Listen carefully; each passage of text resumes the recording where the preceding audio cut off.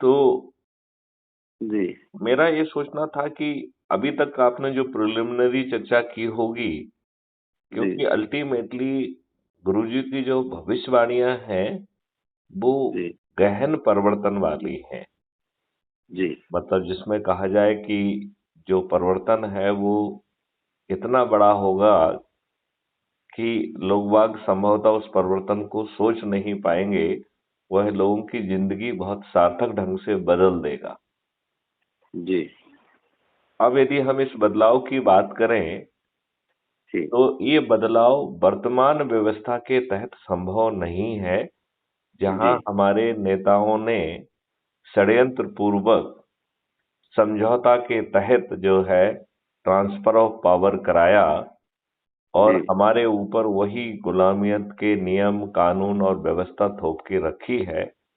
आज जी हर व्यक्ति परेशान है। जी कोर्ट पुलिस में सुनवाई नहीं है, कोर्ट कचहरी के चक्कर लग रहे हैं, कोर्ट कचहरी में भी सुनवाई नहीं है। गरीब लोग तो जो है जायज न्याय के लिए कहीं पे खड़े होने की स्थिति में नहीं है। चारों तरफ जो है आदमी कहना चाहिए त्रस्त है इस समय। जी कोई किसी चीज से त्रस्त है, कोई किसी चीज से त्रस्त है, कोई महंगाई से त्रस्त है, कोई टैक्स से त्रस्त है, कोई चंदा जी वसूली से त्रस्त है, कोई जी चौथ से की वसूली से त्रस्त है, जी कोई टैक्स से त्रस्त है, कोई टैक्स कंप्लायंस से त्रस्त है। जी और जो ये राजनेता हैं जिनको एक अच्छी व्यवस्था लाना चाहिए, जी वह अच्छी व्यवस्था लाना उनकी सोच का हिस्सा ही नहीं है, जी क्योंकि वो सही लोग हैं ही नहीं। अभी अच्छी व्यवस्था के लिए उनकी मानसिकता नहीं बनी है और इसमें तो आमूल चूल परिवर्तन होगा। परिस्थितियां धीरे धीरे इस तरह की क्रिएट हो रही हैं। उस लाइन पर हमको काम करने के लिए, एक वातावरण बनाने के लिए मेहनत करने की आवश्यकता है। बाकी तो कॉन्स्टिट्यूशन ही चेंज होगा। बिल्कुल चेंज हो हालात। हाँ, बिल्कुल चेंज बिल्कुल होगा। उसका उसका जानते कारण क्या है? क्योंकि आज हमारा जो वर्तमान संविधान है, वो गवर्नमेंट ऑफ इंडिया एक्ट 1935 का 80% हिस्सा वहां से आया हुआ है। हाँ, ये तो एक तरह से यूँ समझो कि तो अ, तो गवर्नमेंट ऑफ इंडिया ने जो नियम कानून थोड़े बहुत कंसेशन दे के भारतीयों के लिए बनाए थे, वो जी, जी। बेस्ट तो नहीं हो सकते हैं। हाँ, वो तो उन हालात परिस्थितियों में आनंद-फानंद का एक मिक्सचर मिठाई का डब्बा है। नहीं, लेकिन ये सोच का हिस्सा भी तो नहीं रहा। उस संविधान में लिख सकते थे कि ये आनंद कानून में हम मना रहे हैं, इस पे जो जी, है ना हम लगातार वो करके इसको जो है ना ठीक करेंगे। तो वो कंटूर भी कहीं डिफाइन नहीं किए, क्योंकि वो नहीं, उस समय के राजनेताओं की सोच का हिस्सा नहीं था, क्योंकि वो समझौते के हिस्से थे। जी, मतलब जी, यदि जी, हम जवाहरलाल नेहरू और जिन्ना के बारे में ध्यान से पढ़ते हैं, तो ये जी, दोनों ही पात्र जो है अंग्रेजों के द्वारा पैदा किए गए पात्र हैं, जिन्हें जी, अंग्रेजों ने जब वो विद्यार्थी थे लंदन में, उस जी, समय उन्होंने इन्हें खोज के टारगेट बना लिया था। जी, जी, इन दोनों पात्रों को जो है महंगी शराब की लत लगाई थी, महंगी सिगरेट की लत लगाई थी। उस समय जी, उस बोतल की कीमत 18,000 रुपए होती थी। उस समय का 18,000 रुपए आप मायने रखिए जी, कि जो है वो डीजीपी की सैलरी से भी ज्यादा था। जी, जी, और उस पूरे जो है ना खर्च को अंग्रेजों ने ही वहन किया। जी, जिस मुस्लिम लीग का जो है जिन्ना प्रेसिडेंट बना, यदि आप जी, राजीव दीक्षित जी को ध्यान से सुनिए तो आपको जान के ताज्जुब होगा कि जी, उसमें मात्र 5 लोग थे। ये अंग्रेजों के द्वारा पैदा की हुई संस्था थी, जी, जिसमें जिन्ना से जो कहलवाया जाता था, वो टाइम्स ऑफ इंडिया में एक 5 लोगों की संस्था की चीज जो है टाइम्स ऑफ इंडिया में फोटो के साथ मुख्य पृष्ठ पे छपती थी। जी, तो Jinnah was creation of English people and Nehru was also creation of British British people government. Only. और जो समझौता जिसके तहत जो है इस देश को विभाजित किया गया, जी, वो ब्लैकमेल पर आधारित है, ब्लैकमेलिंग पर आधारित है। जी जी जी। इसमें जब जवाहरलाल नेहरू को एडमना लेके गई और हम्म। वो कहा गया कि साहब भाई ये विभाजन का एग्रीमेंट इस पे साइन करिए, तो उन्होंने कहा भाई हमने तो वर्किंग कमेटी से चर्चा नहीं की है, मैं अपनी पर्सनल स्थिति में ये नहीं कर सकता हूँ। जी। तब कुछ महत्वपूर्ण फोटो दिखाए गए जो कि बहुत ही आपत्तिजनक थे कि यदि हम्म। आप सिग्नेचर नहीं करेंगे तो इन पत्रों को, इन फोटो को जारी कर दिया जाएगा। जी तो उन परिस्थितियों में सिग्नेचर किए गए हैं, इवन जिन्ना ने अलग से बाद में सिग्नेचर किए हैं। जी। और जो वर्किंग कमेटी को बताया गया कि जिन्ना इस बात पे चिढ़ा था, जब जिन्ना सामने ही नहीं था तो किस बात पे अड़ेगा। जब जो है नेहरू और जिन्ना साथ साथ नहीं बैठे थे, एडमिना उनको अलग अलग समय पे लेके गई है और उस एग्रीमेंट पे साइन किए गए हैं। तो ढेर सारी ऐसी कहानियां बनाई गई हैं हाँ, ये जो तो जो मिडिल स्टोरी है। यथार्थ से दूर थी। जी जी। तो उन परिस्थितियों में और फिर देखिए, स्वतंत्रता प्राप्ति के बावजूद भी आप ये बताइए कि जो देश इतने समय से आतताइयों और आक्रमणकारियों से त्रस्त रहा हो, जहां आतताई और आक्रमणकारियों ने लगातार आक्रमण करके हत्याएं की हों, महिलाओं के साथ बलात्कार किया हो, उन्हें ले जाकर दो दो दीनारों में बेचा हो और उसके स्तूप भी लगाए हों, तो स्वतंत्र होने की और उन्होंने जो है आपके मंदिर जो कि उस समय के वास्तुकला के बहुत ही उत्कृष्ट जो है नमूने थे, इन जी दुष्टों ने क्रूरता पूर्वक उन्हें तोड़कर भारत माता के जो चेहरे पर जख्म दिए, स्वतंत्रता के बाद हम सब लोगों को अपनी खोई हुई वो सब चीजों को, अपनी वैदिक ज्ञान को, अपनी संस्कृति को, अपनी मर्यादा को, उसको जीवित करना चाहिए था या हमें तुष्टीकरण का अपनाना चाहिए था। तो इस देश के साथ लगातार 1947 से ही मूर्ख बनाने की कार्रवाई की गई और हम लोग जो अपने आप को कुछ कुछ विद्वान मानते हैं, उन विद्वानों ने इस देश का कोई भला नहीं किया। उन्होंने देश को अवगत भी नहीं कराया। इस देश का इतिहास बदल दिया गया, हम विद्वान चुप रहे। जी इस जी। इस देश में, इस संविधान में आर्टिकल 35A बिना पार्लियामेंट गए, बिना किसी संशोधन के पार्लियामेंट में असंवैधानिक तरीके से घुसा दिया गया जी और हमारे विद्वान और हम लोग चुप रहे। संविधान बनने के बाद संविधान के फंडामेंटल राइट्स के विरुद्ध ढेर सारे कानून बनाए गए, हमारे विद्वान चुप रहे।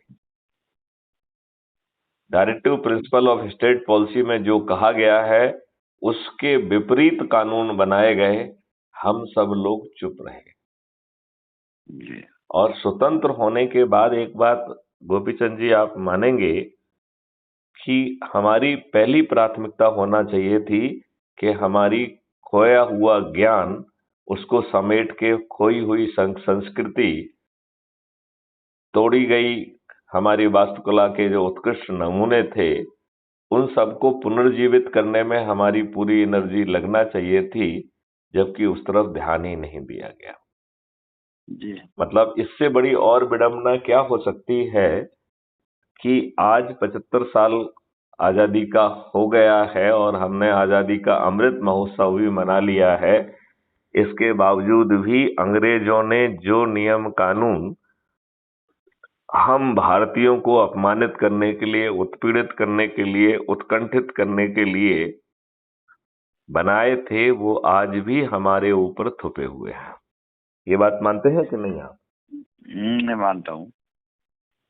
तो अब हम अब तक जो है, और मैं एकदम विस्मित हूं, आश्चर्यचकित हूं कि जय गुरुदेव जी ने उन सब मुद्दों को छुआ और उसके बारे में भविष्यवाणियां भी की। जी मुझे लगता है कि जय गुरुदेव जी के शिष्य होने के नाते हमने बहुत छोटी पुछलग्गे जैसी चीजें अकेली पकड़ ली हैं। जी। वो महत्वपूर्ण जरूर हैं, लेकिन वो पूर्ण नहीं है। जैसे शाकाहारी होना बहुत जरूरी है, महत्वपूर्ण है, बेस लाइन है, लेकिन उसके साथ ढेर सारी और जो चीजें उन्होंने कही, वो कहीं ना कहीं जय गुरुदेव भक्तों की जो है रडार से कहीं ना कहीं बाहर निकली हुई है। और देखिए, और मैं हम लोग उन बातों को कहने से कुछ बचते हुए भी दिख रहे हैं। नहीं, मूल स्थिति क्या है कि इस देश के अंदर हालात वो क्रिएट हो गए हैं कि किसी भी मिशन की प्योरिटी रहना बड़ा क्रिटिकल हो गया है, और हर पवित्र मिशन में वही कल्चर क्रिएट हो गया है जिस कल्चर से हम आप पीड़ित हैं, पूरा देश पीड़ित है। और उस मिशन का जो मूल स्वरूप है, उससे कहीं न कहीं सब जगह भटकाव के वातावरण का एक पार्ट हर मिशन में खड़ा हो गया है। तो ठीक कह रहे और अब हैं। उसके कारण ये स्थिति क्रिएट हो रही है। अब हम्म, उस सारी चीज को देख करके अब बाबा जय गुरुदेव महाराज का इतना बड़ा परिवार बना, इतना बड़ा संस्था बनी। उस बड़ी संस्था के अंदर जितने बिखराव और जिस तरीके से अपने अपने तरीके से दौड़ना, धूपना, भागना, अभी उस भीड़ में, इतनी बड़ी जनसंख्या में, इतने बड़े फॉलोवर्स के अंदर अलग अलग दुकान खोलने का एटमॉस्फेयर क्रिएट हो रहा है। और उसके मूल मिशन और मूल स्वरूप से हम कहीं ना कहीं भटकाव की स्थिति है।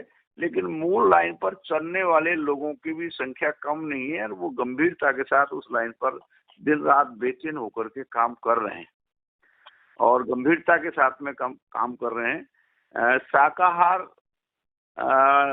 और मद्य निषेध, ये जो विषय हैं, ये तो आपको उस मूल विषय पर लाने के लिए एक वातावरण क्रिएट करने के पार्ट हैं। बिल्कुल जो सही कि कहा। अगर आप आध्यात्मिक साइंस में के कदमों को स्ट्रांगली लेकर के आगे चल नहीं पाओगे, इसलिए बेसिकल फंडामेंटल जो सिद्धांत हैं, उन लाइनों के लिए कहा है। और जो लोग साधना और आध्यात्मिक साइंस के रिसर्च की डीप में नहीं घुसे हैं, वो इस लाइन को कह करके अपना समय पास करने वाली कहानी कर रहे हैं। ना तो अभी हम शाकाहार की लाइन कह रहे हैं, शाकाहार कैसे बनेगा, उसको जीवन में कैसे हम लोग उतारेंगे, हमारी रहनी करनी का क्या इफेक्ट समाज में पड़ना चाहिए, उस लाइन पर अभी वर्किंग हो तो रहा है, लेकिन वो दिख कम रहा है। इसलिए ये बेसिकल फंडामेंटल हैं कि भाई हम साकार रहें, मद्य निषेध रहें, हम राष्ट्रवादी रहें, हम कोई ऐसी हड़ताल तोड़फोड़ आंदोलन ना करें जिससे राष्ट्रीय संपत्ति का नुकसान हो। ये तो कुछ मूल सिद्धांत स्वामी जी महाराज ने बनाए हैं, और उसके कारण आपका एक वातावरण बनेगा राष्ट्रीयता का, मानवता का। उस आध्यात्मिक साइंस को पे काम करने के लिए जिन जिन सिद्धांतों को हमको एडॉप्ट करके चलने की आवश्यकता है, वो लाइन है ये। और उस लाइन को चर्चा करते करते हमको आध्यात्मिक साइंस की डीप में घुस करके क्षमता क्रिएट करके काम करने की बात है। और वो क्षमता इतनी क्रिएट होती है, देखा है आपने इस भारत की धरती के ऊपर जो जो विलक्षण व्यक्तित्व हुए हैं, उस आध्यात्मिक साइंस की रिसर्च लाइन पर वर्क किया है, तभी इतना जबरदस्त क्षमताएं उनके अंदर आई है, जो उन्होंने देश को और दुनिया को परिवर्तन का आधार बनाकर खड़ा कर दिया है। आज उसी लाइन पर फिर काम होने की बातचीत है। गुरु महाराज ने एक वातावरण बना के खड़ा कर दिया है, उसे चलना ही पड़ेगा। और नेचर भी उस लाइन पर काम कर रही है। यदि हम लोग नहीं कर पाएंगे तो नेचर इतना बड़ा विनाश की स्थिति पैदा कर देगी कि भयंकर तरीके से विनाश होगा। और उसका परिणाम केवल ऐसा नहीं है कि मांस खाने वालों को, शराब पीने वालों को ही भुगतना पड़ेगा। वो तो जब आग लगेगी तो आग की लपटें हम पे, आप पे, सब पे आएंगी। आपने तो बिल्कुल सही कहा, बिल्कुल सही कहा। तो उस परिस्थिति के अंदर अभी तो देखिए साहब, तुर्की में, अफगानिस्तान में, यूक्रेन की घटनाएं हो रही हैं या कोरोना की घटनाएं हो रही हैं, लेकिन जब सबकी दाढ़ी में आग लगेगा, अभी तो हम मतलब जो है कि तुर्की की मदद करने के लिए दौड़ने के लिए चले गए, यूक्रेन की मदद करने के लिए भी चर्चाएं कर रहे हैं, लेकिन सबकी दाढ़ी में आग लगेगा तो कौन किसकी दाढ़ी की आग बुझाएगा? वो अपनी दाढ़ी में परेशान हो जाएगा। यदि हम लोग समय से सचेत न हुए तो ये आग तो सबकी दाढ़ी में लगने वाली है। इसलिए इसके प्रति अलर्ट करने के लिए सबसे हमको बड़ी एक मिशन चलाने की आवश्यकता है। सबसे और बड़ी उस मिशन पर ये बेचैनी पैदा हो रही है। आप जैसे व्यक्तित्व जो निकल करके आ रहे हैं और कहीं न कहीं सोच और चिंतन में जो संस्था से बहुत देरी से जुड़े हैं या उनकी विचारधाराओं की जानकारी के, लेकिन कहीं न कहीं बेचैनी है ना उनके पास।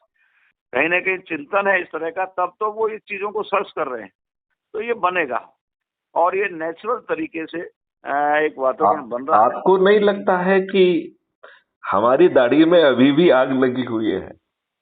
मुझे तो मतलब लग देखा रहा है जाए कि तो आग तो गाड़ी में लग चुकी है। देखा जाए हाँ तो हर व्यक्ति आज पीड़ित है।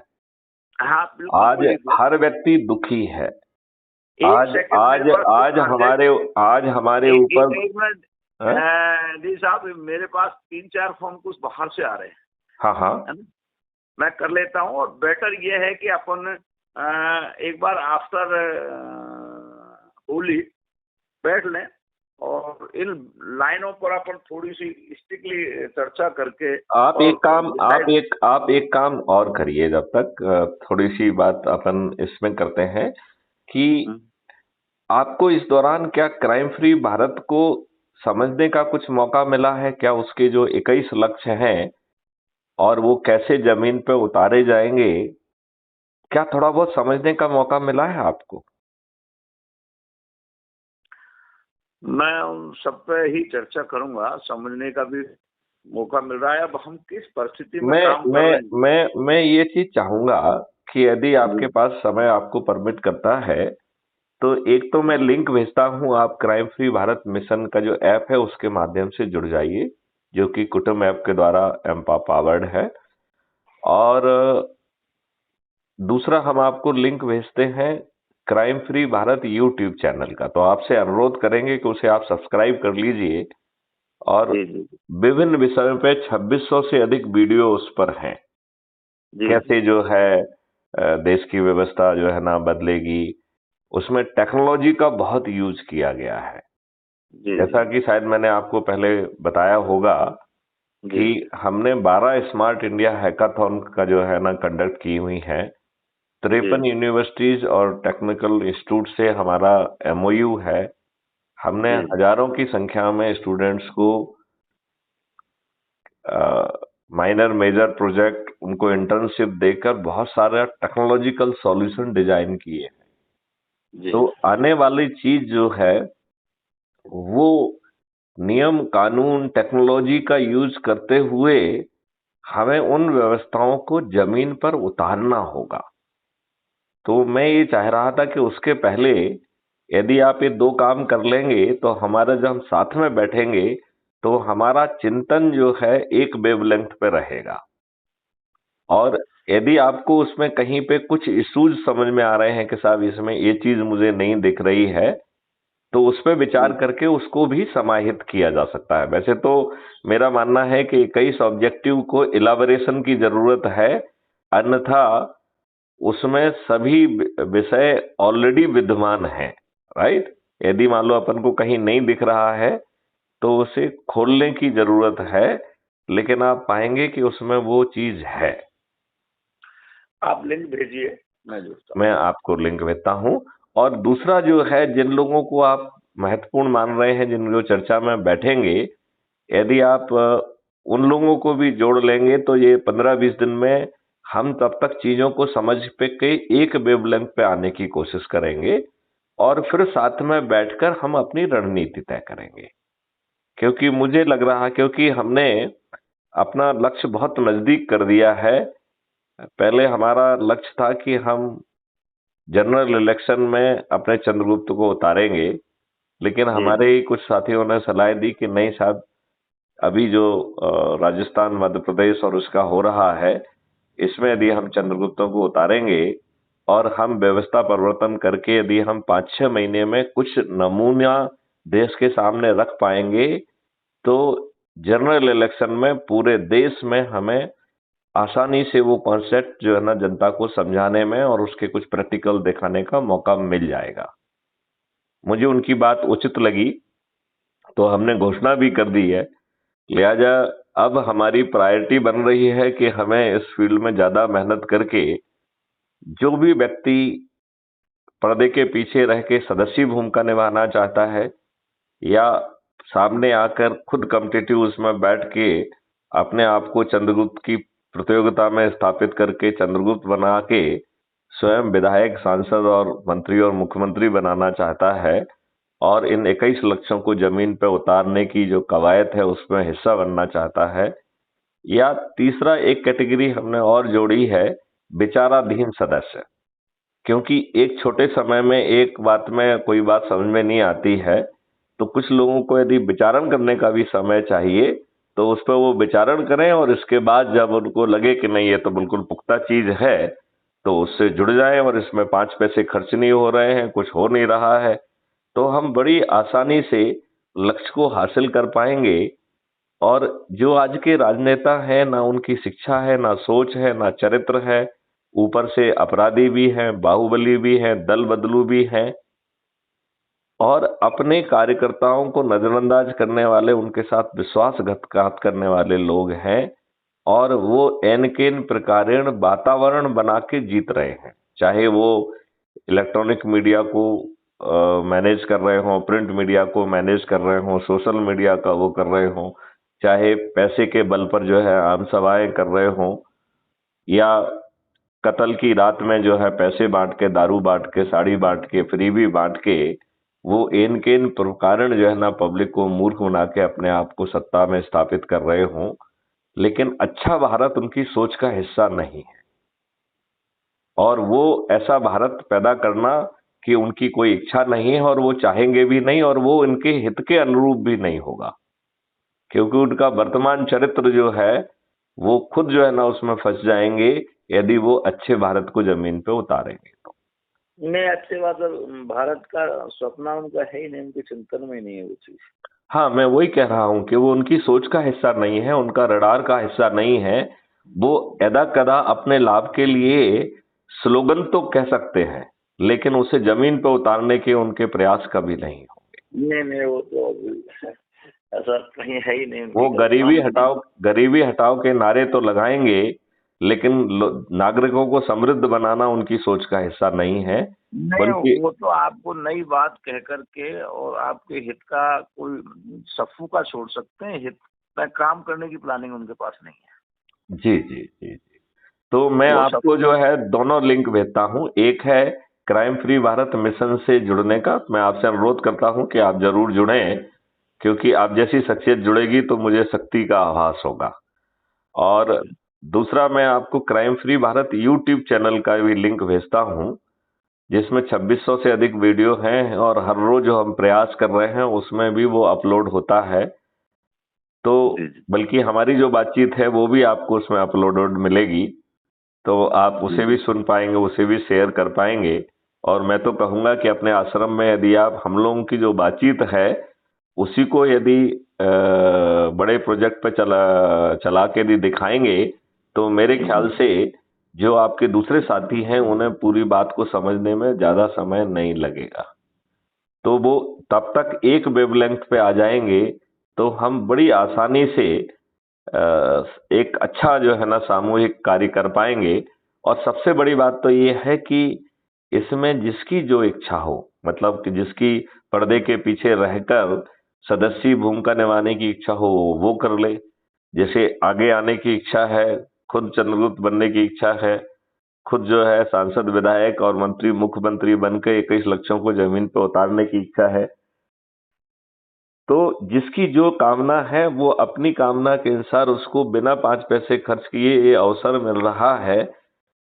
ऐसा अनूठा मॉडल जो है पहले लोगों के पास उपलब्ध नहीं था। अब यदि हम अपने लोगों को समझा के, जोड़ के, और उन्हें वो चीजें परोस के उनको मिल जाए बिना कस उठाए, तो फिर जो है धीरे धीरे वो उनके एहसास का हिस्सा बन जाएगा। चलिए, आप भेजिए लिंक, मैं उसके बाद आपको कुछ। चलिए चलिए, तो हम लोग वार्तालाप जारी रहेंगे, बीच बीच में बात करते रहेंगे। और मैं होली के बाद कोशिश करता हूं कि जितनी जल्दी हो सकता है हम लोग आपस में बैठते हैं, क्योंकि मुझे लगता है कि ये बहुत जरूरी भी है। ठीक है। चलिए, जय हिंद, जय भारत, वंदे मातरम, जय गुरुदेव। जय गुरुदेव।